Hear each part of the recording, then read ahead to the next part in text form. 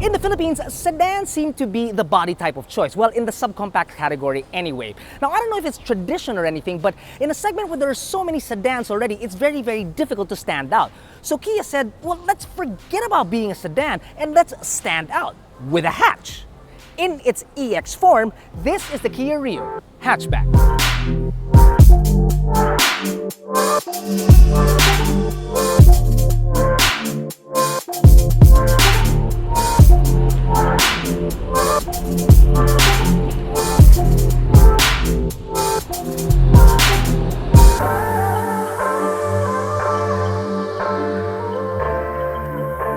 Tiger nose grille, well, more like tiger nose garnish, since the main opening is actually found down below. Now, paired with the halogen headlamps and fog lamps, it does have like a meaner look, really. It's not gnarly, but it is more aggressive, and I actually kind of like it. Now, one cool feature I really want to point out is that it has adaptive headlights. You turn to the right, a bulb goes on. You turn to the left, another bulb goes on, just to help you see better. Now, it's not the latest in tech, it's not new innovative technology, but on a car at this price point, that's actually pretty awesome. At the heart of the Rio is a 1.4-liter naturally aspirated 4-cylinder engine that produces 99 horses and 133 Nm of torque. Now, if that sounds familiar, it's because this shares the same engine with the Soluto. Now, in the city, you can get anywhere between 10 to 13 kilometers per liter. I do understand that is a pretty big gap, but anyone, and I do mean anyone, that has driven on any of our plus 7,000 islands knows how sporadic or erratic our traffic can get. So, on the highway, push it at about 100 kilometers per hour, you'll get about 17 kilometers per liter. And when you bring it down to 80 kilometers per hour, you'll do about 20 kilometers per liter, which is still not bad considering that this is an older 4-speed automatic transmission. On its side, you're looking at 150 millimeters of ground clearance and 16-inch, very pretty 16-inch wheels wrapped in 55 series tires, which I think look very good on such a tiny car. Now, there aren't very many talking points on its side because it's actually pretty fat, pretty simple, other than the repeaters on the side mirrors. You can't help but think that Kia was thinking simplicity when they were designing this thing. But then again, they do lean toward that European aesthetic more and more. And on this occasion, it actually works. The rear of the Rio really is, well, it's good enough. It's not exactly something that will blow your skirt up, but when you see it, you will be like, ooh, what's that? Now, the hatchbacks in the Philippines aren't all that common, especially of this size, so when you see it, it's bound to raise an eyebrow. Open her up and you are looking at 325 liters of very usable space. Now, obviously, it more than doubles when you fold the seats down. It is very tall, as you can see here, but since the lip is very high, sometimes loading heavier things might actually be a problem. Underneath, you do not have a full-size spare, but rather a donut. And finally, we have new plate numbers, which brings me to the worst segue of all time. Do please like and subscribe our channel because we love creating videos just for you. Oh man, that was horrible.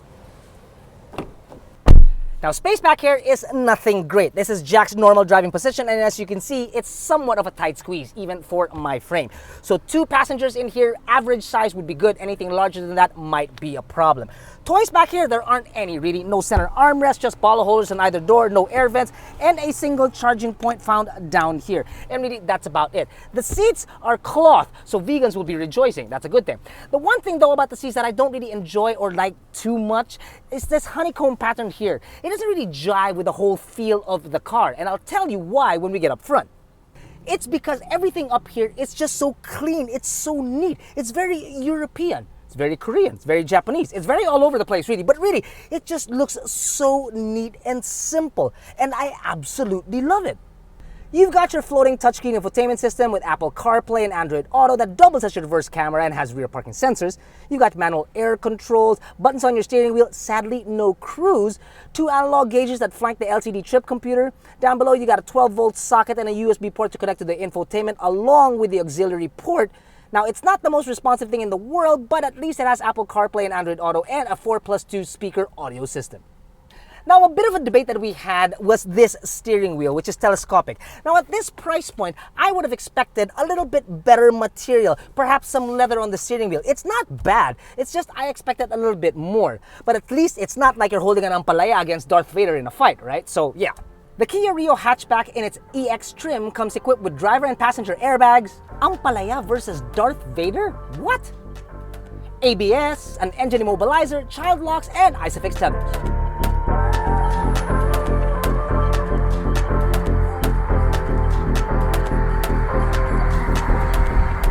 driving this particular Rio is much like driving its predecessor actually. Back in the day, many moons ago, we did take the previous generation out to the Batangas race circuit. Not really the best place to take this particular car, but we were there anyway to test out fuel economy and braking power. Now what I found was that it was actually very, very comfortable. This generation, it's a little bit more stiff. The chassis is much more rigid, but it doesn't give up that much of its comfort driving this car. So really, I don't know how they do it. It's a bit of magic really, because it still feels as soft and as comfortable as the previous generation.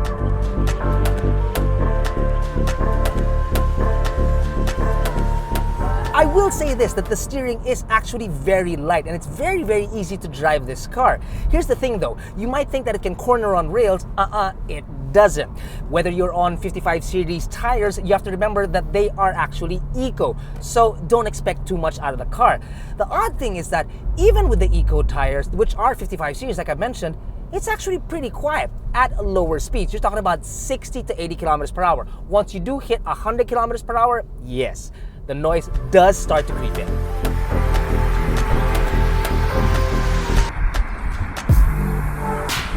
The engine, to be honest with you, it's really not gonna knock your socks off. It's only a 1.4 liter anyway, made it to a 4-speed automatic transmission. 0 to 100 kilometers per hour, 11 seconds, which can be a lifetime. But when you get to 100 kilometers per hour, it can maintain that speed pretty well. Anything beyond that, might really be a problem. So better really for the city than on the highway. And then there's the Tito question, which is, will it make it up to Baguio? I don't think this thing will have a problem making it up to Baguio if it's just me and Jack inside the car with a few bags. Now, if you overload it like you would like a circus car, yeah, it will make it, but don't expect your fuel economy to be anything spectacular. So really, as a first-timer's car or a first car for a newbie driver, yeah, this thing would be a great choice. Now, what I mean as a first-timer's car, it'd be great as a person's very first automobile. It's got pretty good tech. It's got turning lights, it's got a reverse camera, it's compact so you can see all angles of the automobile, it's fuel efficient, and it's comfortable.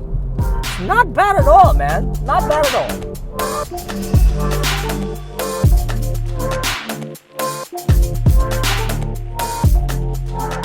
It can get perplexing, and I do understand.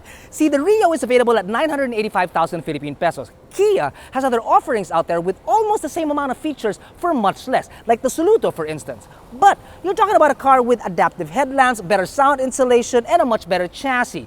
So if you're looking for a car that isn't too flashy, has the advantages and space of a hatchback, and decent fuel economy, yeah, well, this could make a case as your very first daily driver.